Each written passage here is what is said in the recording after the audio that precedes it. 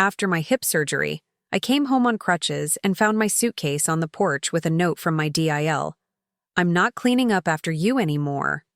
The next day, I bought the building and tripled her rent. I'm glad to have you here. Follow my story until the end and comment the city you're watching from, so I can see how far my story has reached. My name is Glenda, and at 68 years old, I thought I'd seen every kind of cruelty life could offer. I was wrong. The taxi pulled up to the apartment building where I'd lived for the past 15 years, the same building where my son Daniel and his wife Romy had their unit just 2 floors above mine. My hip surgery had gone well, the doctor said, but I'd need these damn crutches for at least 6 weeks. Every step sent a shooting pain up my side, but nothing compared to what I was about to discover. There, sitting on the concrete landing outside my apartment door, was my old leather suitcase, the one I'd packed 3 weeks ago when I went to stay with my sister Margaret before the surgery. But why was it here, outside, instead of safely inside my apartment where Romy had promised to keep it? My hands trembled as I fumbled with the crutches, trying to get closer. That's when I saw it, a piece of white paper tucked under the suitcase handle, fluttering slightly in the autumn breeze. The taxi driver, a kind Middle Eastern man who'd helped me from the hospital, noticed my confusion. "You okay, lady? You need help with the bag?"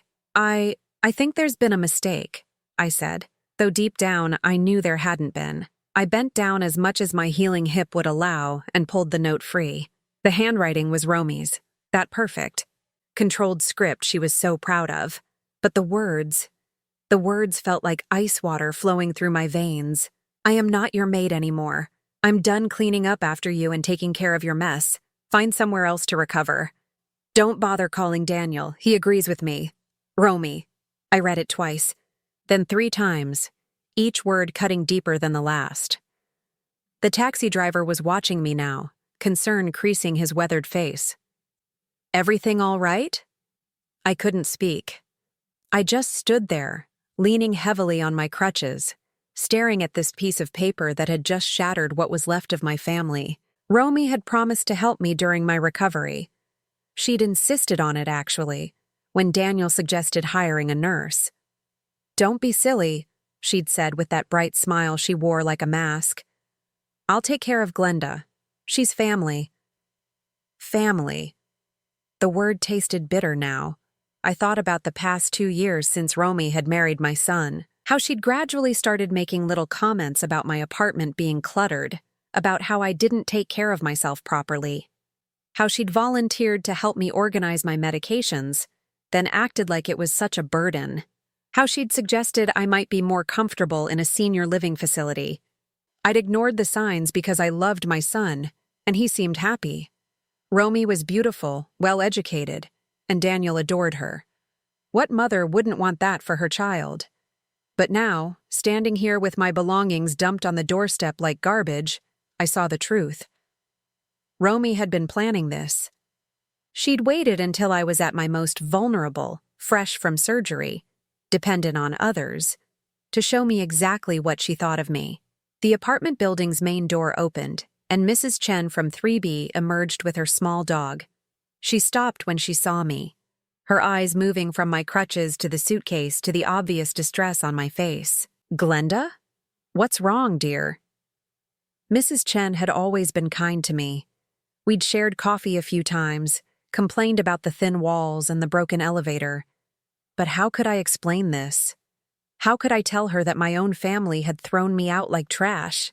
"I'm fine," I managed, though my voice cracked on the words. "Just a little mix-up." She looked skeptical but didn't push.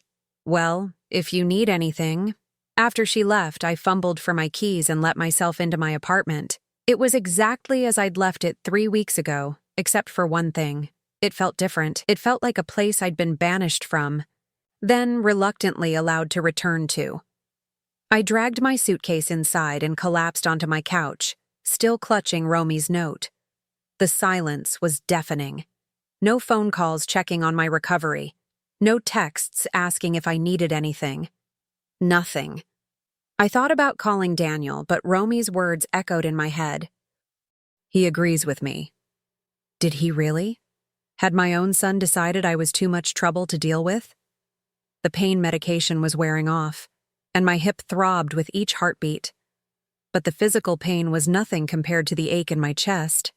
I'd raised Daniel alone after his father left when he was 12. I'd worked 2 jobs to pay for his college, gone without so I could give him everything he needed. And this was how it ended? As darkness fell outside my windows, I realized something had fundamentally changed in me. The hurt was still there, sharp and raw, but underneath it was something else. Something harder.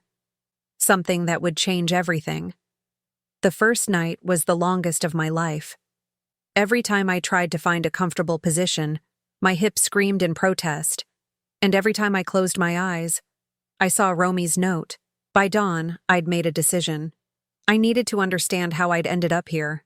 I dragged myself to the kitchen and made coffee with shaking hands. The simple task that had once been automatic now required careful planning with these crutches. As I waited for the coffee to brew, I noticed something that made my stomach drop. The spare key I'd given Daniel years ago, the one he'd used to check on me when I was traveling, was sitting on my kitchen counter. They'd returned it, like I was some stranger they'd never see again. I settled into my recliner with my coffee and started thinking back, really thinking, about the past 2 years. When had things started to change? It began slowly, I realized now. Little comments that seemed caring but felt wrong somehow. "Glenda, you really should consider updating your wardrobe," Romy had said during one of their visits. "Daniel worries about how people see you." I'd laughed it off, but the words had stung. Then there were the medical appointments. I'd always been independent, driving myself to doctor visits, managing my own health. But Romy had insisted on helping. She'd started picking me up, sitting in on appointments, asking the doctors questions like she was my caregiver rather than my daughter-in-law. "The doctor says you need to be more careful about your medication timing," she'd told Daniel after one visit, her voice full of concern. "I think she's getting a bit forgetful." I wasn't forgetful. I'd been managing my blood pressure medication just fine for 10 years. But suddenly there was doubt in Daniel's eyes when he looked at me.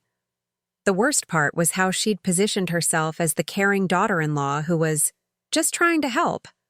When I'd gently pushed back on her suggestions, she'd sigh and say, "I'm only thinking of what's best for you, Glenda." And somehow, I always ended up feeling guilty for not appreciating her concern. I thought about the holiday dinners. For 43 years, Daniel and I had our traditions. I'd cook his favorite dishes, we'd watch old movies, and he'd tell me about his work, his dreams, his life. But after Romy, those dinners moved to their apartment. "It's just easier," Daniel had said. "Romy's got such a nice dining set, and you won't have to cook." I'd gone along with it because I wanted to be accommodating, but sitting at their table, eating food I hadn't prepared in a space where I was clearly a guest rather than family, something had shifted. Romy would direct the conversation, choose the topics, and somehow I always felt like an outsider looking in. Then there was the incident with my neighbor, Mr. Patterson. He was an elderly man who lived alone, and I'd been bringing him soup when he was sick and checking on him during snowstorms. Harmless acts of kindness that I'd been doing for years. But Romy had heard about it from Daniel and called me, her voice tight with what she called concern. "Glenda, Daniel and I are worried about you getting too involved with your neighbors. What if something happens? What if he falls and you can't help him? You could be liable." I'd tried to explain that I was just being neighborly, but she'd cut me off. "I think you need to focus on taking care of yourself first. You're not getting any younger." The message was clear. I was too old, too frail, too unreliable to make my own decisions about how to live my life. Looking back now, I could see the pattern. Every conversation, every suggestion, every instance of help had been designed to make me feel incompetent, to make Daniel see me as a burden rather than his mother. And it had worked. My phone rang, startling me from my thoughts. For a moment, my heart leaped. Maybe it was Daniel, calling to explain, to apologize. But the caller ID showed Margaret, my sister. "Glenda, how are you feeling? I expected you to call yesterday after you got home." I'd forgotten I'd promised to check in with her. Margaret had wanted to come with me, but I'd insisted I'd be fine.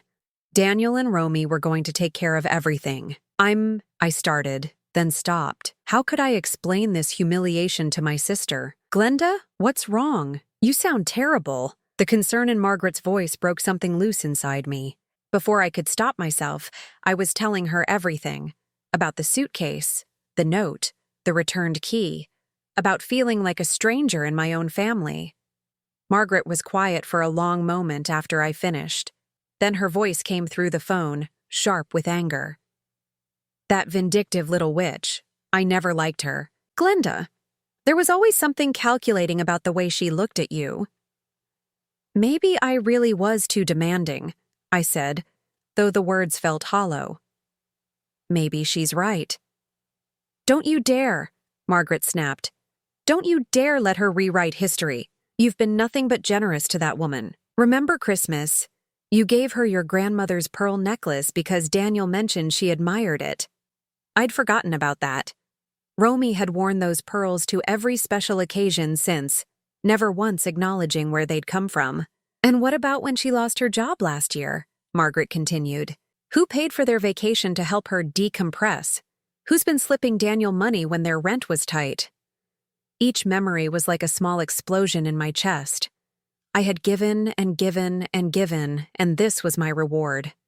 After Margaret hung up, promising to drive up the next day, I sat in my quiet apartment and felt something I hadn't experienced in years. Not just hurt or disappointment, but pure, clean anger. For 2 years, I'd let myself be diminished, questioned, and slowly erased from my son's life. I'd accepted it because I thought it was the price of keeping my family together. But as I looked around my apartment, my space, my sanctuary, my home, I realized something important. I wasn't the helpless old woman Romy had convinced everyone I was. I was Glenda Morrison, and I was done being anyone's victim. Margaret arrived the next afternoon carrying grocery bags and wearing the determined expression I remembered from our childhood. She'd always been the fighter between us, the one who stood up to bullies while I tried to keep the peace.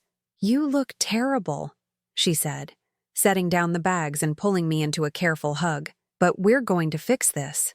I wanted to ask how, but I was just grateful not to be alone anymore. Margaret bustled around my kitchen, making tea and organizing the soup she'd brought, chattering about the traffic and the weather, normal things that made the world feel less tilted. It wasn't until we were settled with our tea that she got serious. I've been thinking about this all night, Glenda. That woman has been planning this for months, maybe longer. The timing isn't coincidental, waiting until you're vulnerable, until you need help. It's calculated. I nodded, sipping my tea. I keep thinking about all the little things. How she'd suggest I was forgetting things. How she'd talk about me needing more support in front of Daniel. She was building a case, Margaret said flatly, making Daniel think you were becoming a burden so when she finally made her move, he'd already be prepared to accept it.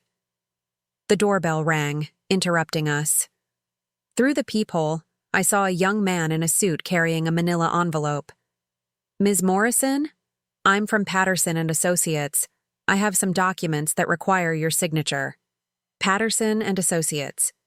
The name sounded familiar, but I couldn't place it. Margaret helped me to the door, and I signed for the envelope, puzzled. What is it? Margaret asked as I tore it open. Inside were legal documents with letterhead I recognized. Uncle Frank's law firm. Frank had been my father's brother, a successful attorney who'd never married and had always been fond of me, but he'd died 6 months ago, and I'd only made it to the funeral briefly. As I read through the papers, my hands started to shake. Margaret, I whispered, you need to see this. The documents were from Frank's estate. Apparently, he'd left me something in his will. Something significant that had taken his executors months to finalize. A commercial property he'd owned for decades, fully paid off, currently generating rental income of nearly $8,000 a month. But that wasn't the most shocking part. The property was this building, my building, the place where I'd lived for 15 years, where Daniel and Romy had their apartment, where Mrs. Chen walked her dog and Mr. Patterson lived alone.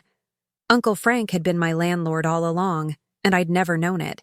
He'd kept it private, managing everything through a property company. And now, according to these papers, I owned the entire building. Jesus Christ, Margaret breathed, reading over my shoulder. Glenda, do you understand what this means? I stared at the papers, my mind reeling. The building had 12 units, all occupied, all paying rent. I was suddenly not just comfortable. I was financially powerful in a way I'd never imagined. "There's more," I said, flipping through the documents. Frank had also left me a substantial amount in stocks and bonds, plus a life insurance policy I'd never known existed. The total inheritance was just over $1.2 million. Margaret sat back in her chair, shaking her head, and Romy has no idea. For the first time in days, I felt something other than pain and humiliation. I felt possibility. "She threw me out of my own building," I said slowly. "She dumped my belongings outside my own property and told me not to come back." Margaret's smile was sharp. "Oh, this is going to be good." That evening, after Margaret had helped me set up a meeting with Frank's attorney for the following week, I sat alone and really absorbed what had happened. Not just the inheritance, though that was life-changing, but the position I was suddenly in. I owned the building where my son lived with the woman who'd just humiliated me. I was Romy's landlord and she had no idea. The irony was almost too perfect. For 2 years, she'd treated me like a helpless old woman who needed to be managed and controlled. She'd positioned herself as the responsible adult while painting me as a burden. And all along, I'd been living beneath her in a building I now owned. I thought about the rental agreements, the lease terms, the power that came with property ownership. Romy and Daniel's lease was up for renewal in 3 months. I'd received the notice along with all the other paperwork. As tenants, they'd been decent enough, always paid on time, no major complaints from neighbors. But as family members, they'd failed spectacularly. My phone buzzed with a text from an unknown number. When I opened it, I saw a photo that made my blood run cold. It was a picture of me struggling with my crutches and suitcase yesterday, taken from above. Someone had photographed me from their apartment window during my most humiliating moment. The message that followed was from Romy. "Thought you'd want to see how pathetic you looked yesterday. Maybe this will help you understand why we can't have you around anymore." I stared at that photo, at my own pain and confusion captured like a trophy, and felt something crystallize inside me. This wasn't just cruelty. It was documentation of her satisfaction at my suffering. Margaret was right. This had been planned, calculated, designed to break me down completely. But Romy had made one crucial mistake. She'd assumed I was powerless. I saved the text message, including the photo. Then I opened my laptop and began researching tenant rights, lease agreements, and landlord obligations. I had a lot to learn, and not much time to learn it. But for the first time since I'd found that suitcase on my doorstep, I wasn't thinking about what had been done to me. I was thinking about what I was going to do about it. The meeting with Uncle Frank's attorney, Robert Patterson, took place the following Tuesday. He was a sharp-eyed man in his 50s who had clearly respected my uncle and seemed genuinely pleased to finally meet me. "Frank talked about you often," he said, as we sat in his mahogany-paneled office. "He was very proud of how you'd handled everything after your husband left, raising Daniel alone. He wanted to make sure you'd be taken care of." I signed document after document, officially transferring ownership of the building and all Frank's other assets to me. With each signature, I felt more solid, more real, more powerful. "Now," Patterson said, sliding a thick folder across his desk, "here are the current lease agreements for all 12 units. Frank was what you might call an old-school landlord, fair but firm. Most of the tenants have been there for years, and the rent has been kept reasonable, but the leases do allow for increases at renewal time." I flipped through the folder until I found Daniel and Romy's lease, Unit 4B, monthly rent, $1,800. Lease expiration, January 31st, just over 2 months away. "What's the market rate for a unit like 4B?" I asked. Patterson consulted his notes. "Based on comparable properties in this area, you could easily charge $3,200, maybe $3,500 for a 2-bedroom with those amenities." Frank was significantly under market to keep good tenants. I nodded, keeping my expression neutral. "And what's the process for lease renewal?" "You send a renewal notice 60 days before expiration. If they accept the new terms, they sign. If not, they move out. Simple as that." He paused, studying my face. "Is there a particular unit you're concerned about?" "Just trying to understand my options," I said smoothly. Over the next few weeks, I threw myself into understanding every aspect of property ownership. I met with a property management company to understand market rates, learned about tenant laws, and studied every clause in every lease. I also began making subtle improvements to the building. Nothing flashy, just small things that showed care and attention. I hired a cleaning service for the common areas, had the lobby painted, and arranged for the broken intercom system to be repaired. Tenants started nodding and smiling when they saw me, clearly appreciating the upgrades. Mrs. Chen even stopped to thank me personally. "It's so nice to see someone caring about this place again," she said. "The new owner is really making a difference." I just smiled and said, "I'll pass along your compliments." The irony of it all wasn't lost on me. I was literally improving the building while living 2 floors below the woman who'd called me worthless. During this time, I didn't hear from Daniel at all. Not a call, not a text, nothing. The silence was painful, but it also confirmed what I'd begun to suspect. Romy had convinced him that I was the problem, that cutting me off was the healthy choice. I began documenting everything. The cruel text with my photo, the returned key, the complete lack of communication from my son. I wasn't sure what I'd do with this information, but instinct told me to keep records.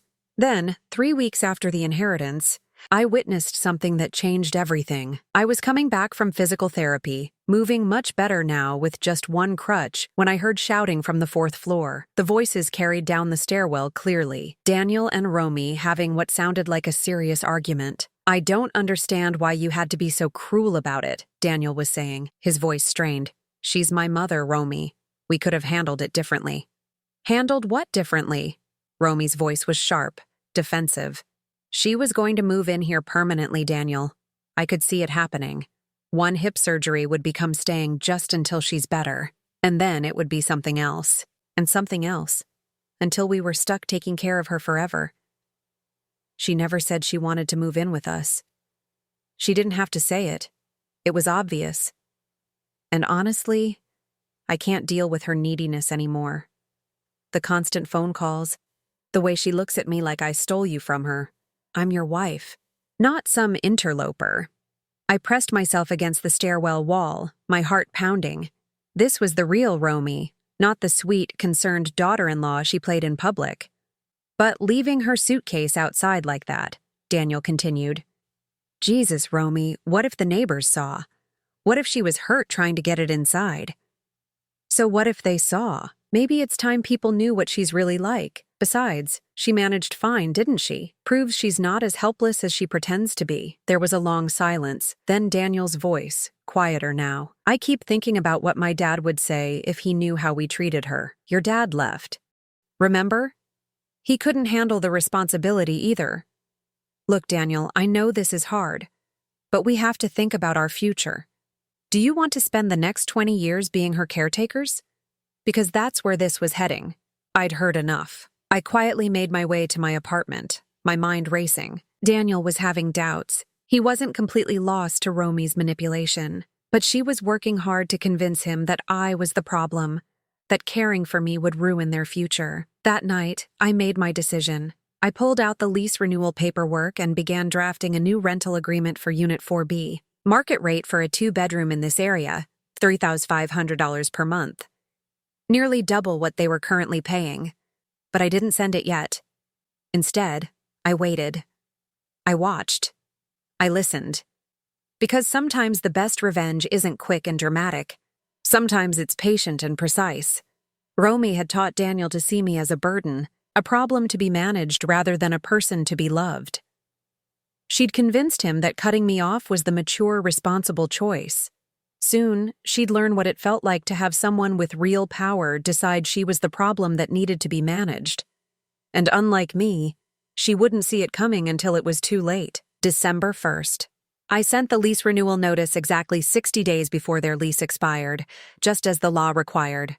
I'd had my attorney draft it to ensure everything was completely legal and professional. No emotion, no personal attacks, just business. The notice was simple. Their rent would increase from $1,800 to $3,500 per month effective February 1st. They had 30 days to decide whether to accept the new terms or vacate the premises. I hand-delivered it myself, slipping it under their door early in the morning when I knew they'd both be home. Then I waited. The explosion came exactly 4 hours later. I was reading in my living room when the pounding started on my door, aggressive, demanding knocks that echoed through my apartment like gunshots. "I know you're in there." Romy's voice was shrill, barely controlled. "Open this door right now." I took my time getting up, using my cane for support even though I barely needed it anymore. When I opened the door, Romy was standing there with the rental notice clutched in her fist, her face flushed with fury. "What the hell is this supposed to mean?" she demanded, waving the paper in my face. I looked at her calmly. "It's a lease renewal notice. I thought it was fairly self-explanatory. Don't play dumb with me. How did you get our rental information? This is harassment." "I'm sorry. I think there's been a misunderstanding," I said, keeping my voice perfectly pleasant. "I'm the owner of this building. I have every right to send lease renewal notices to my tenants." The color drained from her face. "What did you say?" "I own this building, Romy. I've owned it for almost 2 months now. I'm your landlord." She stared at me like I'd announced I was an alien. "That's impossible. You live in a 1-bedroom apartment. You don't have money for—" "Apparently I do," I said simply. "The rent increase is perfectly legal and reflects current market rates for comparable units in this area. This is ridiculous. We've been good tenants. We've never caused problems." I tilted my head slightly. "Haven't you? Let me see. There was that incident where someone left their elderly tenant's belongings outside in the weather. That could certainly be considered problematic behavior." Her mouth opened and closed like a fish. For the first time since I'd known her, Romy was completely speechless. "Of course," I continued, "tenant relations are just business. Personal matters shouldn't factor into landlord decisions. The rent increase is based purely on market value." "You can't do this," she whispered, but I could see the uncertainty in her eyes. She knew I could. "Actually, I can.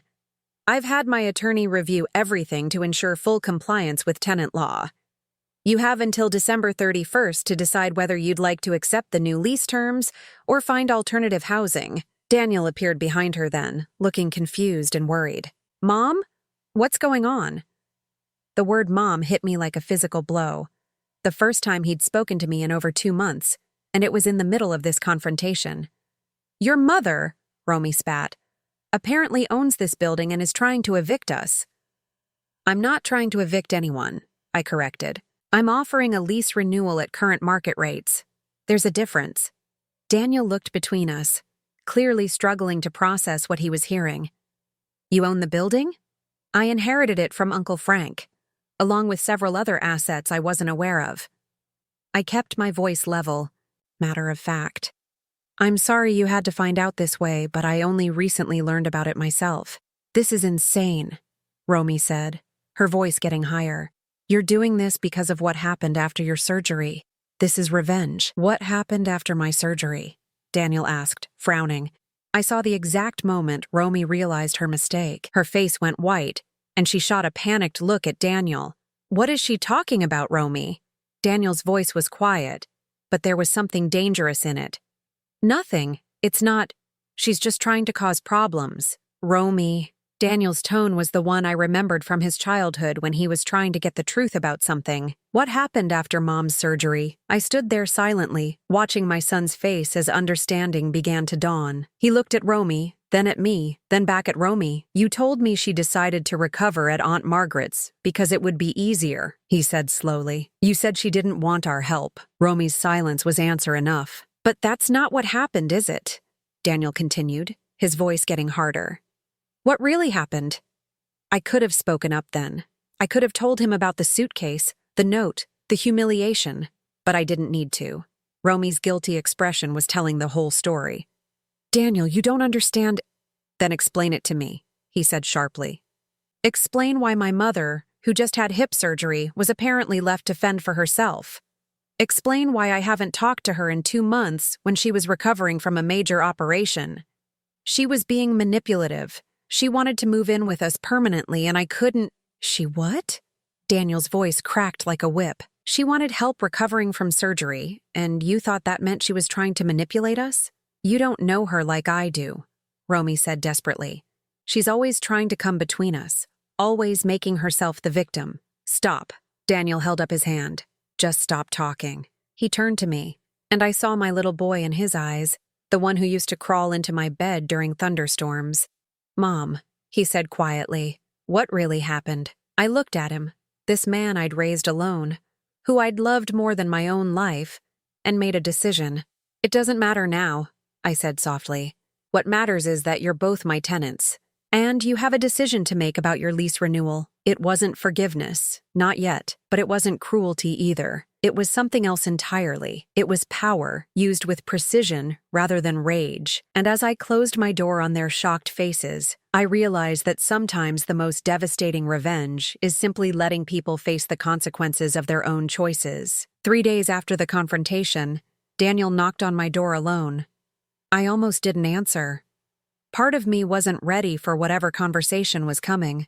But when I looked through the peephole and saw him standing there with his shoulders slumped, looking more like the uncertain boy I'd raised than the man who'd abandoned me, I couldn't turn him away. "Hi, Mom," he said when I opened the door. His eyes were red-rimmed and he looked like he hadn't slept in days. "Daniel." I stepped aside to let him in, my heart hammering against my ribs. He sat heavily on my couch, the same spot where he used to do homework while I made dinner after long shifts. For a moment, neither of us spoke. "She's been lying to me," he said finally, his voice hollow. "About everything." I sat across from him, waiting. "I found the note she left you, the one about not being your maid anymore. It was still in her purse."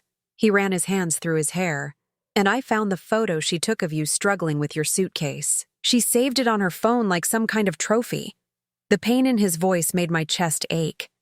This was my son discovering that the woman he'd married was capable of calculated cruelty. "She told me you were becoming too dependent, that you were hinting about moving in with us permanently. She said it was better to set boundaries before things got out of hand."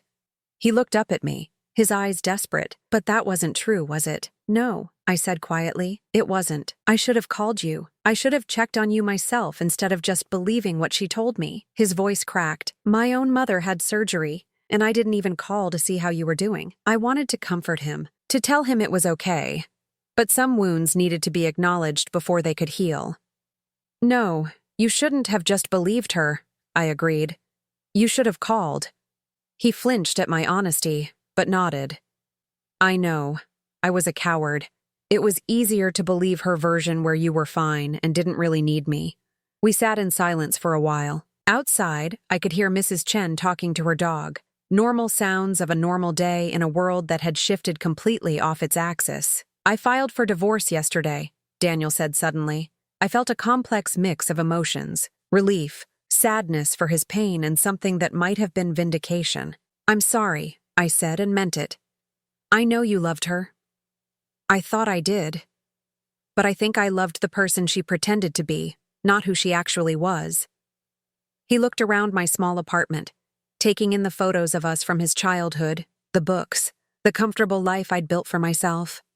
"She always talked about you like you were some burden we needed to manage. But look at this place. Look at your life. You're fine. You've always been fine." "More than fine, actually, but I didn't say that." "She can't afford the new rent," he continued. "She's been calling me non-stop, crying, saying you're trying to destroy her life. She wants me to ask you to reconsider." "And what do you want?" He was quiet for a long moment. "I want to understand why you're doing this. I know I hurt you, and I know she hurt you worse. But this rent increase, it's going to force her to leave the city entirely." I studied my son's face, seeing the confusion there, the genuine desire to understand. "For 2 years, Romy worked very hard to convince you that I was a problem that needed to be solved," I said carefully. "She positioned herself as the reasonable one while making me seem needy and intrusive. She isolated me from you so gradually that you didn't even notice it happening." Daniel winced, but didn't interrupt. "The rent increase isn't about punishment," I continued. "It's about market value. This building is my inheritance, my security, my future. I have a responsibility to manage it properly. But the timing, The timing is what it is. Her lease was up for renewal. The rent was significantly below market rate. I leaned forward slightly. Daniel, I'm not going to subsidize the housing of someone who treated me with such cruelty. That's not revenge. That's self-respect. He sat with that for a moment, then nodded slowly. She keeps saying you're trying to control me, that this is just another way to manipulate me into choosing between you and her. Am I asking you to choose? No, he admitted. You're not, because there's no choice to make. You already chose. You chose her version of events without ever talking to me. You chose to believe I was a burden rather than your mother who loved you. I kept my voice steady, but let him hear the pain underneath. I can't make you love me, Daniel. I can't make you want me in your life, but I can make sure I'm never again dependent on people who see me as disposable. We talked for another hour. Daniel told me about the fights he and Romy had been having, how she'd become increasingly controlling and demanding as the divorce proceedings began, how she'd threatened to turn his friends against him, to make sure he paid for choosing his mother over her. She doesn't understand that I'm not choosing you over her, he said as he prepared to leave. I'm choosing honesty over lies. I'm choosing the person who raised me over the person who tried to erase you from my life. It wasn't an apology, not yet, but it was a beginning. 2 weeks later, Romy moved out. I watched from my window as she loaded boxes into a moving truck, her face tight with fury. She never said goodbye, never acknowledged me as she left for the last time.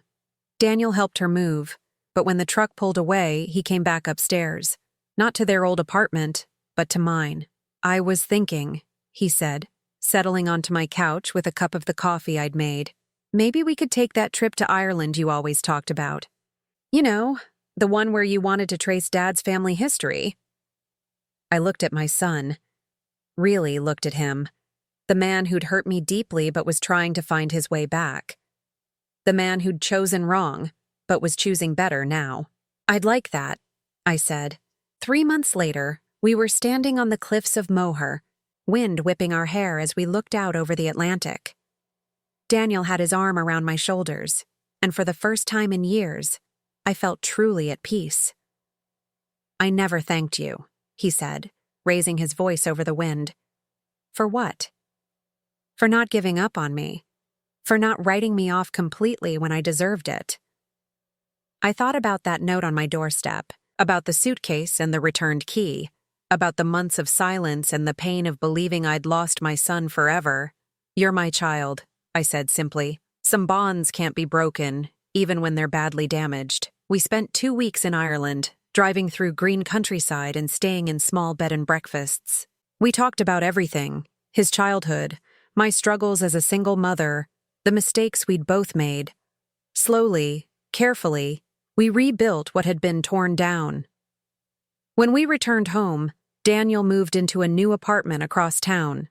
Not because he was running from me, but because he needed space to figure out who he was without Romy's influence. We had dinner together every Sunday, a tradition we both guarded carefully. The building thrived under my ownership. I raised rents to market rates as leases came up for renewal, used the income to make real improvements, and slowly built a comfortable retirement fund that would ensure I'd never again be dependent on anyone else's kindness. And sometimes, when I passed the apartment where Romy used to live, now occupied by a lovely young family, I remembered that note she'd left me. I am not your maid anymore. She was right about one thing. She wasn't my maid. She wasn't anything to me at all. And that, I'd discovered, was the most liberating feeling in the world. Now, I'm curious about you who listened to my story. What would you do if you were in my place? Have you ever been through something similar? Comment below. And meanwhile, I'm leaving on the final screen 2 other stories that are channel favorites, and they will definitely surprise you. Thank you for watching until here.